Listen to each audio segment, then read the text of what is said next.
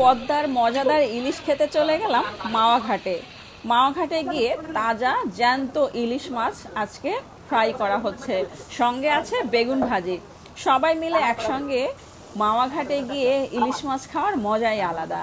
তো এই যে এখন তাজা ইলিশ মাছ ভাজা হচ্ছে, বড় ইলিশ, তাজা ইলিশ। গরম গরম ভাতের সঙ্গে বেগুন ভাজি, ইলিশ মাছ ভাজি, আর থাকছে ডাল, ভর্তা, 3 প্রকার ভর্তা। খেতে যে এত বেশি মজার, যারা কখনোই খাননি মিস করবেন না, অবশ্যই খাবেন। আর এখানে আছে সালাদ, আছে ইলিশ মাছের লেজ ভর্তা, আছে পেঁয়াজ আর মরিচ ভর্তা। সালাদটা আমার কাছে খুবই মজার হয়েছে, মানে সব ভর্তাই খুব মজার হয়েছে। আর ইলিশ মাছ ভাজিটা খুবই ভালো ছিল।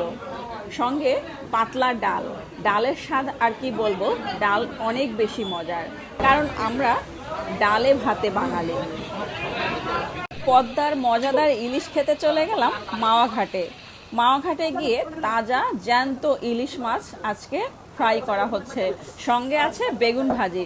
সবাই মিলে একসঙ্গে মাওয়া ঘাটে গিয়ে ইলিশ মাছ খাওয়ার মজাই আলাদা।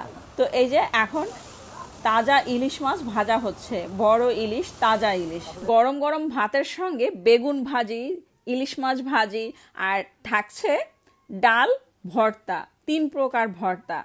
খেতে যে এত বেশি মজার, যারা কখনোই খাননি মিস করবেন না, অবশ্যই খাবেন। আর এখানে আছে সালাদ, আছে ইলিশ মাছের লেজ ভর্তা, আছে পেঁয়াজ আর মরিচ ভর্তা। সালাদটা আমার কাছে খুবই মজার হয়েছে, মানে সব ভর্তাই খুব মজার হয়েছে। আর ইলিশ মাছ ভাজিটা খুবই ভালো ছিল। সঙ্গে পাতলা ডাল, ডালের স্বাদ আর কি বলবো, ডাল অনেক বেশি মজার, কারণ আমরা ডালে ভাতে বাঙালি।